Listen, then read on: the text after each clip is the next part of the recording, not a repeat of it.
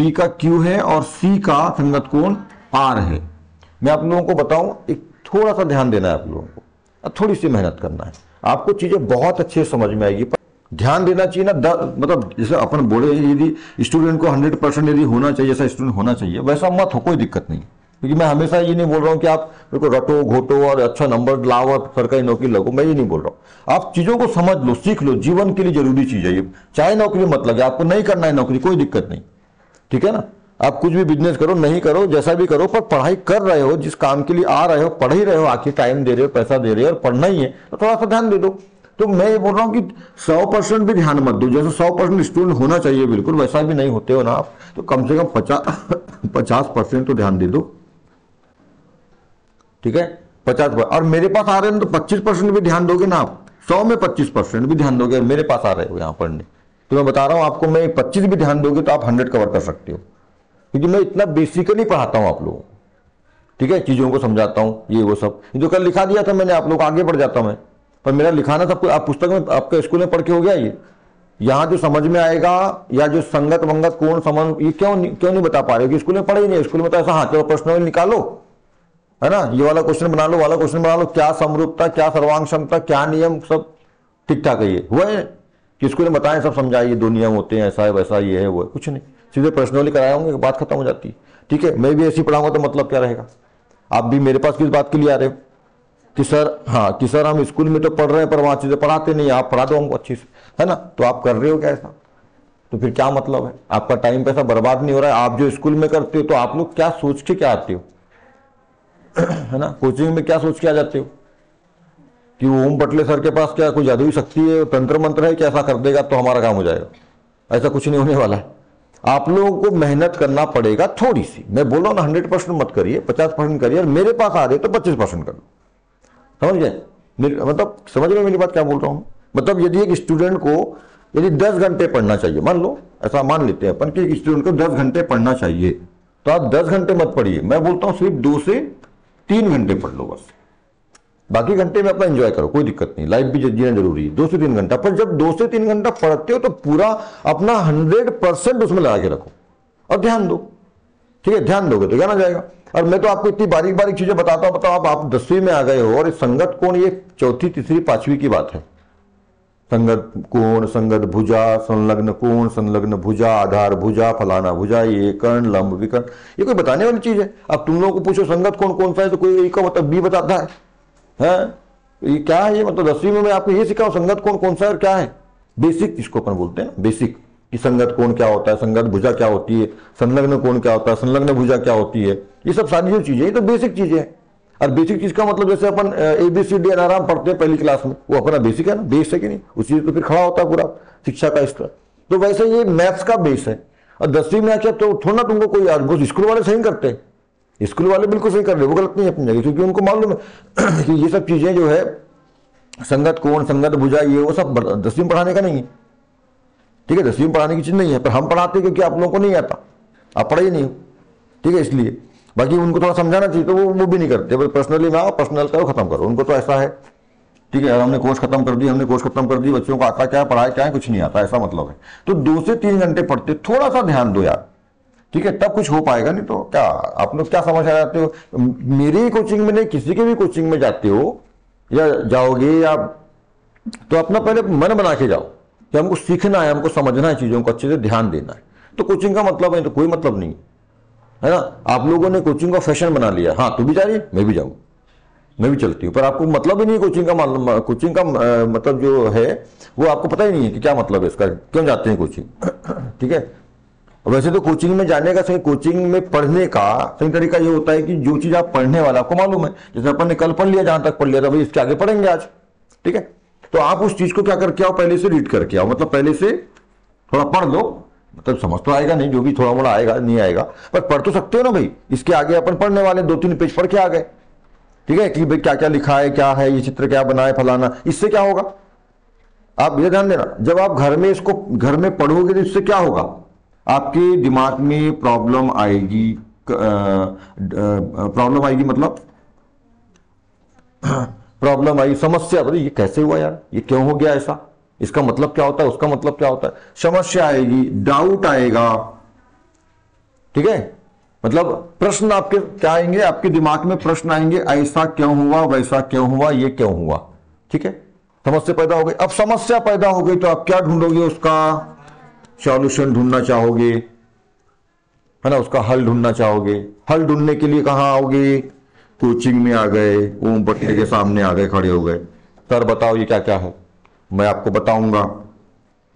ठीक है, मैं आपको बताऊंगा, क्योंकि आपको समस्या, प्रश्न आपके दिमाग में पहले से है, आप उस प्रश्न का हल जानने के लिए, उत्तर डालने के लिए आ गए कोचिंग में, कोचिंग में पहुंच गए। आप कोचिंग में जो भी, मतलब जो भी, मैं अपनी बात नहीं कर रहा हूं, कोई भी कोचिंग वाला या स्कूल में भी ऐसा होता है, पर गवर्नमेंट स्कूलों में तो आप लोगों को मालूम है, इसलिए मैं उसकी बात करता नहीं, तो टाइम पास के लिए रहते हैं सब, है ना। गवर्नमेंट स्कूल के शिक्षक पढ़ाने के लिए नौकरी नहीं करते हैं, पैसा, अच्छा मोटी मोटी तनख्वाह मिलती है, इसलिए वो गवर्नमेंट नौकरी करते हैं।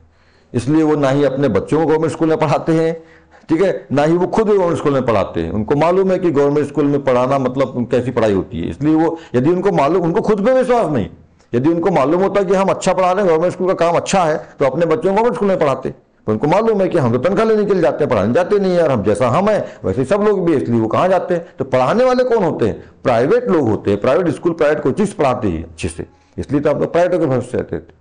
आज कोई भी स्टूडेंट जो टॉप कर रहा है, या मान लो जेईई में, नीट में, या किसी भी कंपटीशन एग्जाम में सफल हो रहा है, वो जीवन में सफल हो रहा है, वो प्राइवेट कोचिंग्स के भरोसे हो रहा है, गवर्नमेंट स्कूल के भरोसे नहीं हो रहा है। ये तो आप जानते हो अच्छे से। ठीक है, गवर्नमेंट स्कूल्स जो है केवल आपको पास का सर्टिफिकेट, डिग्री, डिप्लोमा देने का साधन मात्र है, पढ़ाई का साधन नहीं। इसलिए ये प्राइवेट कोचिंग्स आज चल रही है। ये तो जब स्कूल अपना, यदि काम, टीचर्स वहां अपना काम अच्छे से कर ले, तो फिर ये सब इंस्टीट्यूट की जरूरत ही नहीं। आप लोगों का एक्स्ट्रा भार, एक्स्ट्रा खर्चा, टाइम बच जाता, पर क्या करें। चलिए, तो प्रश्न आएगा मन में, ठीक है, सॉल्यूशन ढूंढना चाहोगे, कोचिंग में आके आपको उसका सॉल्यूशन मिलेगा। अब जब प्रश्न आएगा तो हल ढूंढना चाहोगे, कोचिंग में आओगे, आपको उसका हल, उसकी समस्या का हल मिल जाएगा, और आपका जो प्रश्न था, डाउट था, प्रॉब्लम था, वो हो जाएगा सॉल्व। ठीक है, अब पर आप ऐसा करते हो क्या, एक चीज और, पढ़ के आए तो समस्या पैदा हो गई, कोचिंग आए, कोचिंग में ध्यान दिया। चौथी एक बात और, कई बार क्या होता है कि आपके मन में जो समस्या है ना, अब समस्या भी सबके मन में नहीं आती, जो ध्यान से पढ़ता है उसके मन में आती, समझ गए, है ना। जो ध्यान से पढ़ेगा कि ऐसा नहीं, तो पढ़ लेने का मतलब नहीं, हाँ ये पढ़ ली नहीं। पढ़ने का मतलब केवल, जैसे आप लोगों को छोटे बच्चे रहते हैं ना, प्राइमरी लेवल में, मिडिल लेवल में रहते हैं, हाँ टीचर बोलो चलो खड़े हो जाओ, वो बच्चों को पढ़ाना सिखाते हैं, पढ़ते आता है नहीं आता, हाँ चलो खड़े हो जाओ, सब लोग मिलाएंगे पुस्तक में, चलो पढ़ो। तो तुम लोग ना एक्सप्रेस की स्पीड में पढ़ते हो, वहां तुम कंपटीशन करते हो, मैं सबसे तेज पढ़ सकता हूं, बड़ा स्पीड में पढ़ते हो। अब वो किसी को समझ में आए, खुद को समझ में नहीं आता क्या पढ़ रहे हैं, बस पढ़ रहे हैं। तो ऐसी, ये आपको लगता है पढ़ाई का मतलब ऐसा है कि बस जो लिखा है उसको पढ़ लिया, नहीं जी। शिक्षा, पढ़ाई का मतलब जो लिखा है उसको पढ़ना नहीं, उसको समझकर अपने जीवन में, है ना, उतारना है। ये बात पहले समझो, आराम से थोड़ा पढ़ो, और समझ के पढ़ो क्या लिखा है।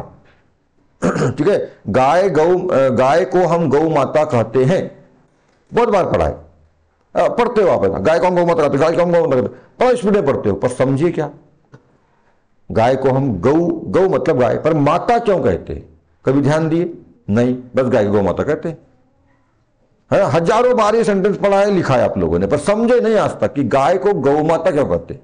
गाय गौ है, मतलब जानवर है, गौ, और माता, गाय को गौ माता मतलब गाय को माता कहते हैं। क्यों माता कहते हैं, तो हमारी तो दूसरी माँ है ना, जो हमारी मम्मी है, माता जी है, वो है, उसको भी माँ बोल रहे हो आप।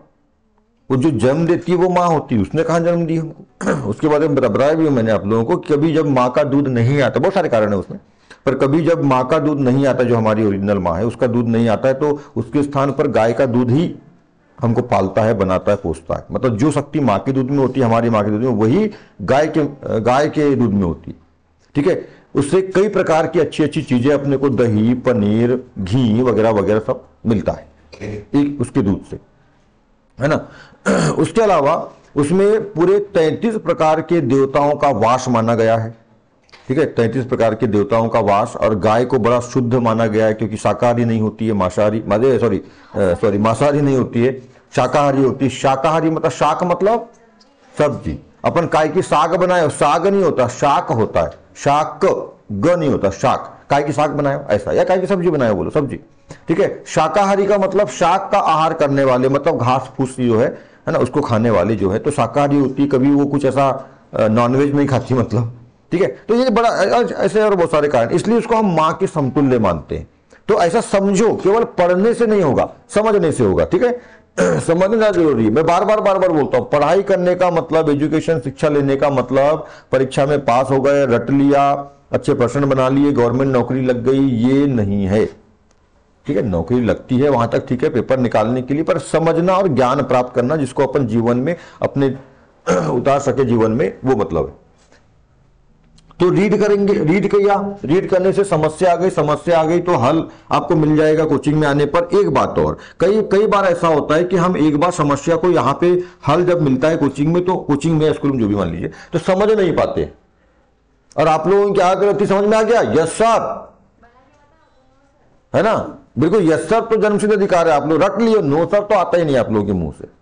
स्टूडेंट जो होता है ना, खासतौर पे अपन गांव लेवल में गवर्नमेंट स्कूल के स्टूडेंट जो होते हैं ना, टीचर ने बोला बन जाएगा, यस सर, समझ में आ गया, यस सर, इधर आ ही नहीं रहा है, आधे को आया आधे को तो आया ही, पीछे वाले को तो क्या पता, बस यस सर बोलना है, बस नहीं तो बोलना ही नहीं। हमारे डिक्शनरी में नो सब नहीं है सर। अच्छी बात है, ये बात सही है, हमारे डिक्शनरी में नो सर नहीं है, पर जहां नो, यहां पे नो जरूरी है, यदि नहीं आ रहे, हाँ समझ में आ गया, बन जाएगा तो ओके सर, सही सर।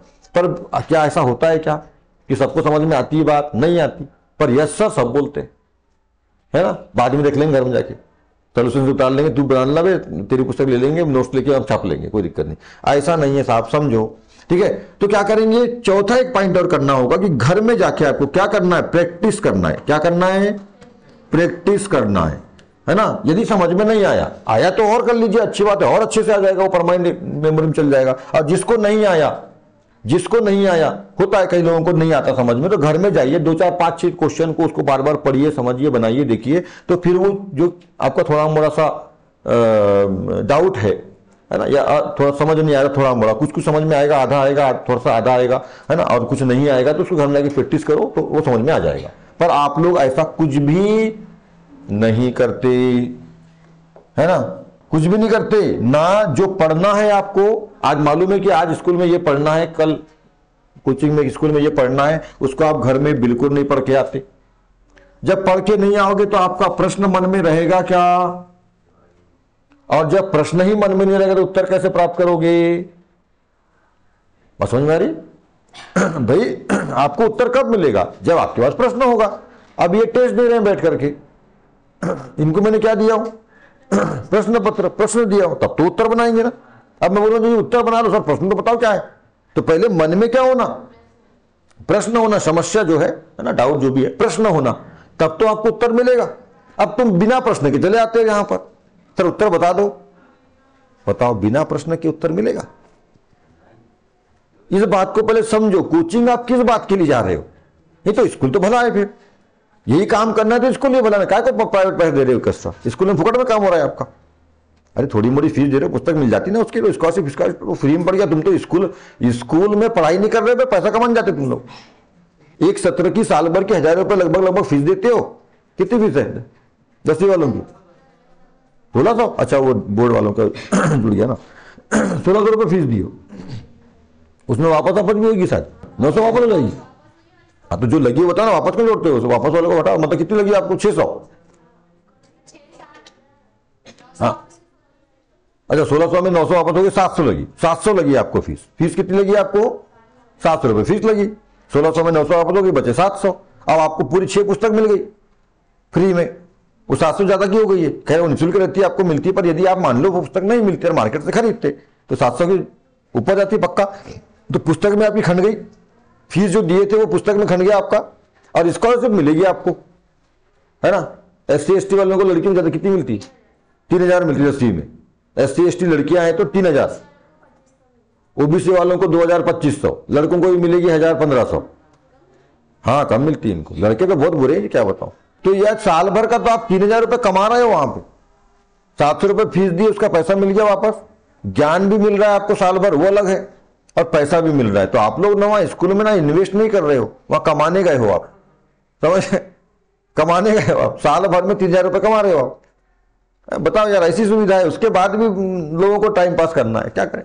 हाँ, तो बिना प्रश्न के उत्तर हल मिलेगा क्या? नहीं मिलेगा। तो सबसे पहले क्या करना है, इसलिए बोला कि पहले आप प्रश्न जनरेट करो अपने मन में, घर में बैठ के उस चीज को पढ़ो। नहीं पढ़ो तो सही, मैंने क्या बोला, समझना नहीं है ना सर, हम समझ के आते नहीं, उसके लिए हम बैठे। ठीक है, आपको केवल एक काम करना है, विद्यार्थी को, और यहां जो लक्ष्य कोचिंग में ओम पटले सर के सामने आ गया, उसको सिर्फ एक काम करना है कि ये मन बना के आओ घर से कि हमको पढ़ना है, चीजों को समझना है, ध्यान देना है। क्या देना है? मैं एक ही बात पे हमेशा फोकस करता हूं, ध्यान दो। ध्यान का मतलब नॉट मेडिटेशन, अटेंशन। मेडिटेशन घर में करिए, अच्छी बात है, पर अब यहां की बात कर रहा हूं मैं, क्लास के दौरान 1 घंटा 1.5 घंटा क्या देना है आपको? ध्यान देना है। आपसी बातचीत नहीं करना है, पूरा बोर्ड पे अपना mind and body, present body present mind, पूरा का पूरा 100% यहां रखना है 1 घंटे क्लास के दौरान।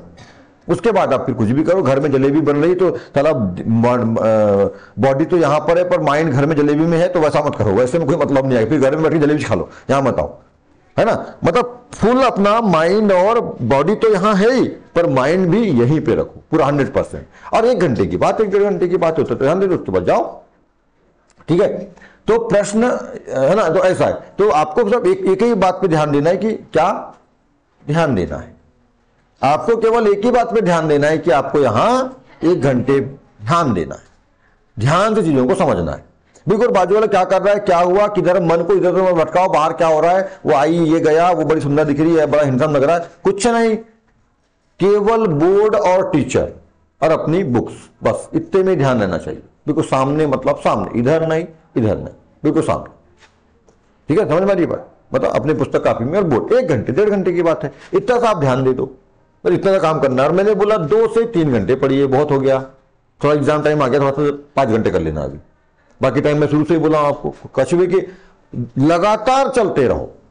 ऐसा नहीं हाँ एग्जाम आएगा तब पढ़े, नहीं नहीं, शुरू से ही, जैसे स्कूल स्टार्ट होते हैं जो भी है, तो शुरू से ही 2-3 घंटा का शेड्यूल बना लो घर में अपना, सुबह शाम, जो भी अपने टाइमिंग के हिसाब से। कई लोगों का, कई लोग रात में देर रात तक पढ़ते हैं, कई लोग सुबह जल्दी उठ के पढ़ते हैं, जैसा जो भी आपका। मैं ये नहीं बोल रहा हूँ कि आप सुबह प्रातःकाल उठो, मैं खुद नहीं उठा आज तक, प्रातःकाल मैंने कभी नहीं पढ़ा। हाँ, मेरे को कोई बोलेगा 3 बजे तक रात में पढ़े तो मैं पढ़ लूंगा, पर मैं सुबह उठ के कोई पढ़ ले बोलेगा, अभी भी काम करता हूं ना, तो 2-3 बजे कोई बोलेगा रात भर जग जाऊंगा, पर मैं सो गया और कोई बोले मेरे को 5 बजे उठ के काम कर ले, नहीं कर सकता, इसलिए रोज लेट होता हूं।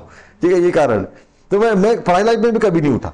ठीक है, प्रातःकाल, बाकी उठना चाहिए, प्रातःकाल में पढ़ना ज्यादा अच्छा होता है, पर सबकी अपनी अपनी आदत। सबसे मेन चीज होती है आपकी हैबिट, आपकी आदत क्या है।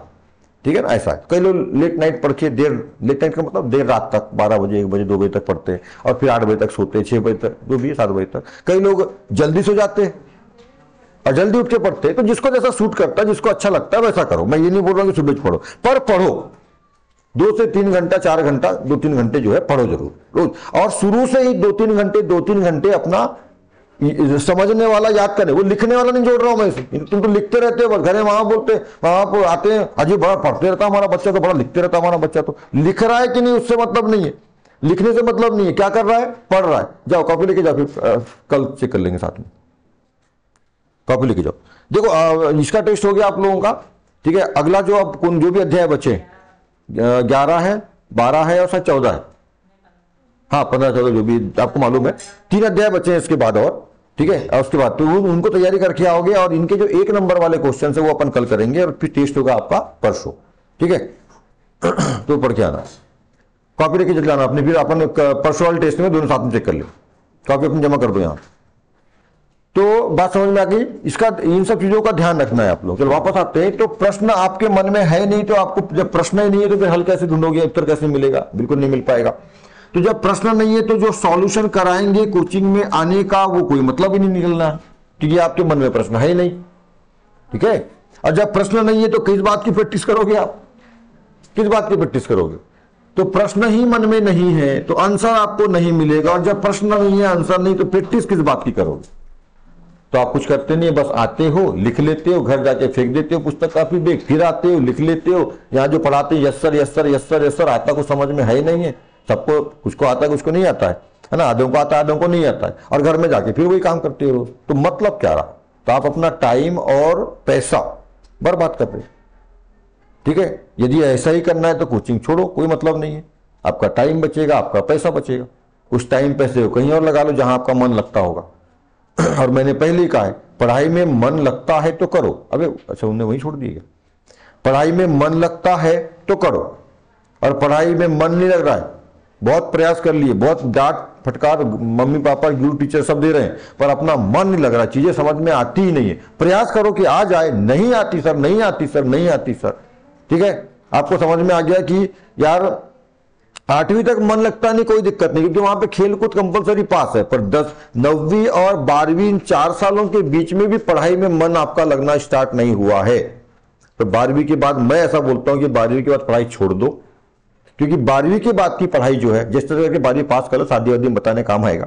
समझ के यहाँ जी हम 12वीं पढ़े, थोड़ा सा अच्छी लड़की मिल जाएगी, अच्छा लड़का मिल जाएगा, ठीक है, और थोड़ा सा पढ़ते लिखते थोड़ी सी समझ हो सके तो आ जाएगी आप में, ठीक है। और नहीं तो उसके बाद, क्योंकि कॉलेज लाइफ में जब जाओगे ना तो वहां पे पढ़ाई हो जाती है थोड़ी सी महंगी। स्कूल लाइफ में बहुत कुछ फ्री और बहुत कुछ कम में चलता है, कॉलेज लाइफ में जाओगे तो वहां पे पढ़ाई हो जाती है थोड़ी सी महंगी। यदि अच्छा ही कोर्स कर रहे हो, मान लो कहीं सीधे कर लिया आपने जुगाड़ उगाड़ जमा के प्राइवेट तरीके से, है ना, ठीक है, तो वहां पे तो लाखों रुपए की फीस लगती है। फिर आपका पढ़ाई में मन तो है ही नहीं, ठीक है, फिर आप इधर उधर करके टाइम पास करके पढ़ाई करोगे, जैसे करके लटक झटक के पास होंगे, कई सेमेस्टर आपके बेक होंगे, पैसा लगेगा लाखों रुपया, तो आपका समय भी गया 4-5 साल 12वीं के बाद यदि कोई कॉलेज कर रहे हो आप, और लाखों रुपए भी गए, और मिला क्या? क्योंकि आपने मेहनत करके तो पढ़ोगे नहीं, क्योंकि आपकी पढ़ाई की तो आदत ही नहीं है, तो पैसा गया, समय भी गया, और मिला क्या? हासिल का जीरो। समझ मेरी बात, है ना। यदि एक किसान फसल लगाए, 5 महीना उसके पीछे मेहनत करे, उसने फसल लगाया, अपनी पूंजी भी लगाया, क्योंकि फसल लगाओ तो धान वान सोडा ये वो लगाने वाले को, काटने वाले को सब देना पड़ता है, ठीक है। 2000 रुपए कुंटल यदि एमपी के अंदर धान बिक रहा है तो 1200 रुपए तो बताते हैं कि 1200-1300 रुपए तो उसमें खर्चा हो जाता है, 700 से 800 रुपए जो है बचता है, उसमें किसान की मेहनत अलग है, तो मिलता कुछ नहीं है।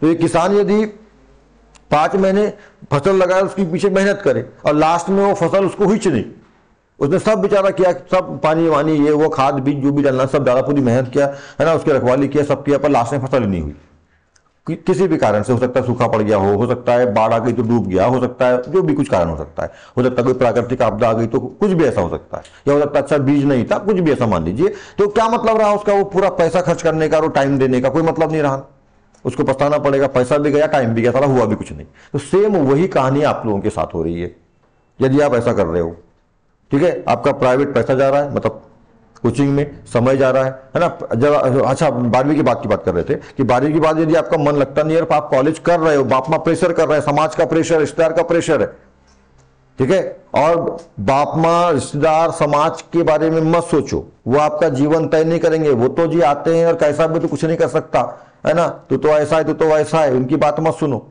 तुम पढ़ाई में कुछ नहीं कर सकते, कोई बात नहीं, पर कुछ तो कर सकते हो, क्योंकि भगवान ने सबके अंदर कोई ना कोई एक उसकी जीविका के लिए और अच्छी जीविका के लिए, है ना, कोई ना कोई क्वालिटी उसके अंदर डाल के रखा है। वो क्वालिटी को पहचानो, उस पैशन को, उस स्किल को पहचानो और उसमें लग जाओ, क्योंकि सब अच्छी पढ़ाई करके सब अच्छे अधिकारी नहीं बन सकते। किसी को किसान भी अच्छा बनना है, किसी को अच्छा कोचिंग ट्यूटर भी बनना है, किसी को अच्छा मजदूर भी बनना है, किसी को अच्छा, है ना, होटल चलाना है, पान चलाना है, बिजनेसमैन बनना है, सबका अपना अपना काम है। बहुत सारे बड़े बड़े बिजनेसमैन देखिएगा ज्यादा पढ़े लिखे नहीं, सब ड्रॉप आउट है, कॉलेज सबने छोड़ के स्कूल, किसी ने स्कूल छोड़ दिया, किसी ने कॉलेज छोड़ दिया और अपने बिजनेस को गया, आज सफल स्तर पे। तो पढ़ाई आपकी सफलता को तय नहीं करती।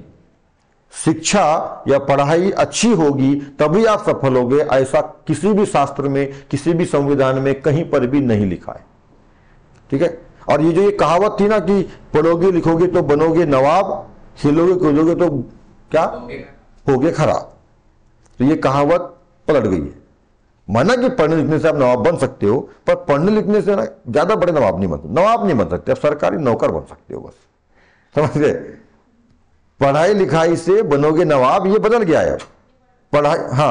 पढ़ाई लिखाई से आप सरकारी नौकर बन सकते, नवाब नहीं बन सकते। नवाब बनना है ना आपको, है ना। पढ़ाई लिखाई का मतलब मैं इसलिए ऐसा बोल रहा हूं क्योंकि पढ़ाई लिखाई का मतलब भारत देश के अंदर सरकारी नौकरी अच्छे परसेंटेज लाना होता है। इसलिए जिस दिन आपके मन में ये बात बैठ जाएगी, मैं ओम पटले तो हर दिन हर एक क्लास में ये बात लगभग बोलता हूं कि पढ़ाई लिखाई का मतलब केवल सरकारी नौकरी अच्छा परसेंट नहीं है, समझ है, चीजों को समझना, जीवन को समझना, प्रकृति को समझना, समाज को समझना, ये है शिक्षा। यदि आपने ये काम कर लिया, नौकरी नहीं भी लगी आपको गवर्नमेंट, तो कोई दिक्कत नहीं, परसेंट नहीं बना तो कोई दिक्कत नहीं है, क्योंकि आपने जीवन को समझ लिया है। कि कैसे जीते हैं, समाज को समझ लिया कैसे लोग हैं, क्या प्रकृति है, उसके हिसाब से आप, है ना, कोई भी धंधा काम कुछ भी समाज में कुछ भी अच्छा कर सकते हो, और ऐसा कर सकते हो कि नवाब बन सकते हो। तो पढ़ाई लिखाई करने से रट घोट करके आप नौकर बनते हो नहीं, सरकारी नौकरी, नवाब बनने के लिए खेलना कूदना पड़ेगा। सचिन तेंदुलकर नवाब है 10वीं फेल, विराट कोहली नवाब है 11वीं फेल, हार्दिक पांड्या 9वीं, शायद 7वीं या 9वीं है, हार्दिक पांड्या नवाब है? कोई बहुत बड़ा यूपीएससी निकाल लिया है, वो नवाब है, एक हाथ का नाम बताओ। बस बालाघाट के कलेक्टर का, जो अपने जिले कलेक्टर, उनका नाम मालूम होगा आपको, बाजू वाले जिले कलेक्टर का भी नाम नहीं मालूम है। उनने दुनिया की सबसे बड़ी भारत की सबसे बड़ी एग्जाम यूपीएससी क्रैक किया है और आईएएस बने, ठीक है। ये 10वीं फेल वालों का नाम पूरी दुनिया जानती है, समझ गए। और ये यूपीएससी निकालने वाले का शायद कई ऐसे भी यहाँ पे लोग होंगे जिनको अपने खुद अपने जिले के आईएएस का नाम, कलेक्टर का नाम भी नहीं मालूम होगा। और देखना तो बहुत दूर की बातें, देखे ही नहीं होंगे अपन ने, बस नाम भी सुन लिया, हाँ ये है कलेक्टर, नाम जानते, देखा भी नहीं है ना। पर सचिन तेंदुलकर, विराट कोहली और ऐसे बहुत सारे लोग, है ना, संदीप महेश्वरी और फलाना ढिकाना, है ना, ऐसे लोगों को पूरी दुनिया जानती है। और उनका पूरा बचपन से लेकर के जहां तक आज है, कौन सा बच्चा, कौन सा बीवी, कौन से माँ, कौन से पिता कब मरे, माँ कब मरी, बीवी शादी कब हुई, कितने लाख का, कितने करोड़ का लहंगा पहनी थी, सबका मालूम है आपको। तो भैया नवाब कौन होता है? जो पढ़ लिख के आईएएस बनता है वो नवाब नहीं होता है। जो जिंदगी में कुछ अलग करता है, जो जिंदगी को पढ़ के समझ लेता है और फिर उस हिसाब से जिंदगी को चलाता है, वो नवाब होता है। तो समझ ज्यादा जरूरी है।